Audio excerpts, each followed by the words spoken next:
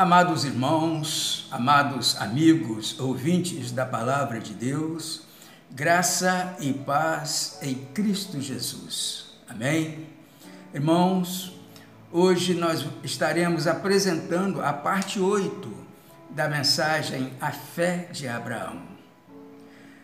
Esperamos que, como nas semanas anteriores, possamos continuar aprendendo sobre a vida de Abraão. Nós vamos compartilhar com os amados irmãos o texto bíblico de Gênesis, capítulo 18, os versículos de 1 a 33, que os irmãos poderão acompanhar em suas Bíblias.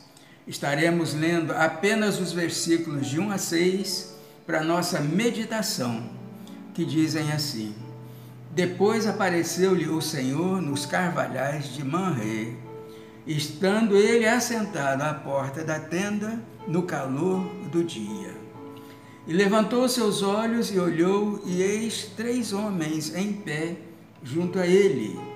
E vendo-os, correu da porta da tenda ao seu encontro, e inclinou-se à terra e disse: Meu Senhor, se agora tenho achado graça aos teus olhos, rogo-te que não passes de teu servo, que se traga já um pouco de água, e lavai os vossos pés, e recostai-vos debaixo desta árvore, e trarei um bocado de pão, para que esforceis o vosso coração.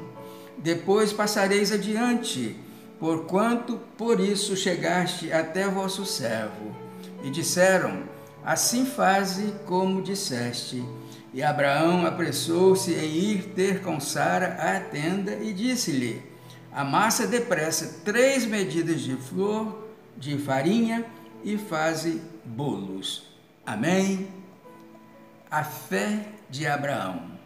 Este é o título desta mensagem.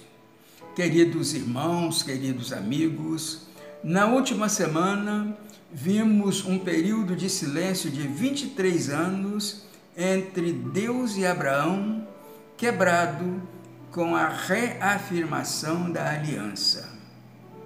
Agora, no capítulo 18, talvez algumas semanas ou meses após os eventos do capítulo 17, Deus aparece a Abraão novamente. Abraão é o único homem na Bíblia a receber a designação de amigo de Deus. Vemos essa frase em 3 lugares diferentes nas Escrituras.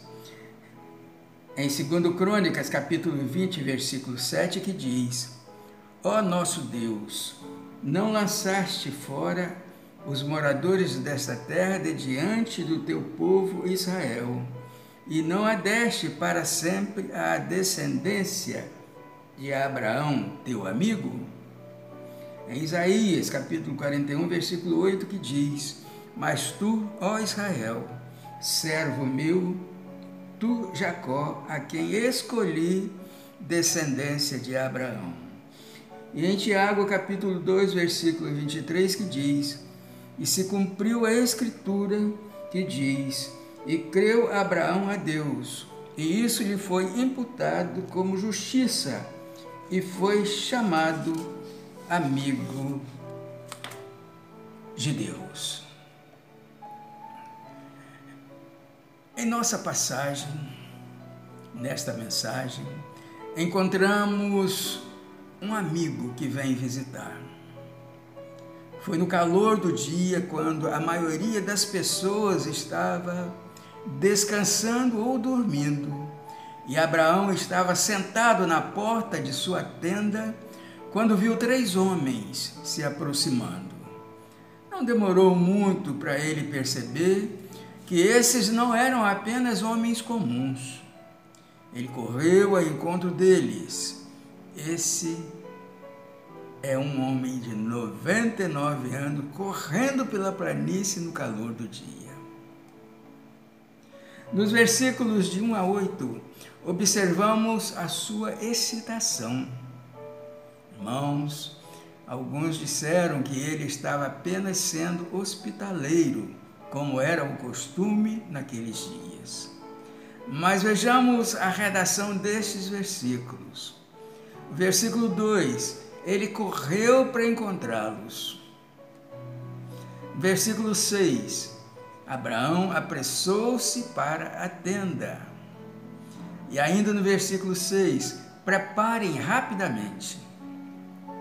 No versículo 7, Abraão correu ao rebanho. Ainda no versículo 7, ele se apressou em prepará-lo. Toda essa atividade no calor do dia de um homem que estava com quase 100 anos de idade, por quê?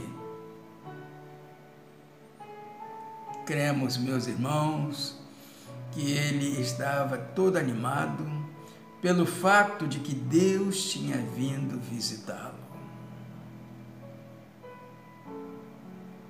E seu desejo era ser um servo ao seu amigo. Os versículos 9 a 15 dizem da promessa de Deus a Abraão. Nos versículos 9 a 10, o Senhor prometeu que Sara teria um filho. E Deus já havia dito a Abraão esta verdade no último encontro. Mas desta vez, parece que Deus queria que Sara ouvisse por si mesma. Ele perguntou sobre onde ela estava, não porque ele não sabia, mas para chamar a atenção dela. E Sara ouviu de dentro da tenda. Observem a reação de Sara nos versículos de 11 a 15. Sara riu consigo mesma, não em voz alta. Ela ainda duvidava que isso pudesse acontecer. Talvez Abraão não tivesse compartilhado com ela o que Deus lhe havia dito na última vez que se encontraram. Mas, em todo caso, ela reagiu à notícia com dúvidas e risos. Mas o Senhor a confrontou com a sua dúvida. Há alguma coisa demasiado difícil para o Senhor? Ele repetiu a promessa de que Sara teria um filho. Sara estava com medo e negou que tivesse rido, mas Deus sabia o que estava em seu coração. Irmãos, vimos que nos versículos 16 a 33, que após o jantar, uma conversa com o Senhor. Nos versículos 16 a 22, o Senhor tem algo a dizer sobre Abraão. E disse o Senhor: ocultarei eu a Abraão o que faço, visto que Abraão certamente virá a ser uma grande e poderosa nação, e nele serão benditas todas as nações da terra, porque eu o tenho conhecido e sei que ele há de ordenar a seus filhos e a sua casa depois dele, para que guardem o caminho do Senhor, para agir com justiça e juízo, para que o Senhor faça vir sobre Abraão o que acerca dele tem falado. Versículos de 17 a 19. Irmãos, neste texto, o Senhor reafirma que Abraão vai se tornar uma grande nação. Diz também que todas as nações da terra serão abençoadas nele. Abraão ordena a sua casa a guardar o caminho do Senhor para praticarem a retidão e a justiça. O texto diz também que Deus vai cumprir tudo o que ele prometeu a Abraão. Sobre Sodoma e Gomorra, disse mais o Senhor: porquanto o clamor de Sodoma e Gomorra se tem multiplicado, e porquanto o seu pecado se tem agravado muito, descerei agora e verei se com efeito tem praticado segundo o seu clamor, que é vindo até mim. E se não, sabê-lo-ei. Então viraram aqueles homens os rostos dali e foram-se para Sodoma. Mas Abraão ficou ainda em pé diante da face do Senhor. Versículos 20 a 22. O clamor era grande e o seu pecado tinha se agravado muito. Gênesis capítulo 13, versículo 13. Mas os homens de Sodoma eram maus e grandes pecadores contra o Senhor. Deus iria ver se eles ainda eram tão maus como eles tinham sido. Para fazer isso, ele manda os 2 anjos a Sodoma. Eles também foram para avisar Ló do juízo iminente. Abraão tem algo a dizer a Deus, nos versículos 23 a 25. Queres destruir o justo com o ímpio? Porventura não é o juiz de toda a terra? Irmãos, Deus nunca teve a intenção de destruir o justo com o ímpio. E não havia dúvida de que Deus faria o que era certo. A pergunta em questão era se ele pouparia a cidade se encontrasse 50 justos. Olha, meus irmãos, a misericórdia de Deus é vista, como Abraão intercede em favor de Ló e o resto dos habitantes de Sodoma e Gomorra. Versículos 26 a 33. Abraão continua a interceder e fazer apelo a Deus. E Deus responde às propostas de Abraão até chegar ao número 10.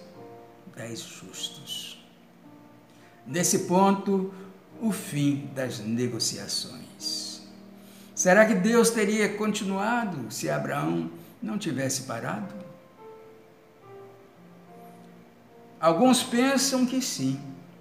Em Jeremias capítulo 5, versículo 1, diz assim: dai voltas às ruas de Jerusalém e vede agora, informai-vos e buscai pelas suas praças a ver se podeis achar um homem, se há alguém que pratique a justiça, que busque a verdade, e eu lhe perdoarei a ela.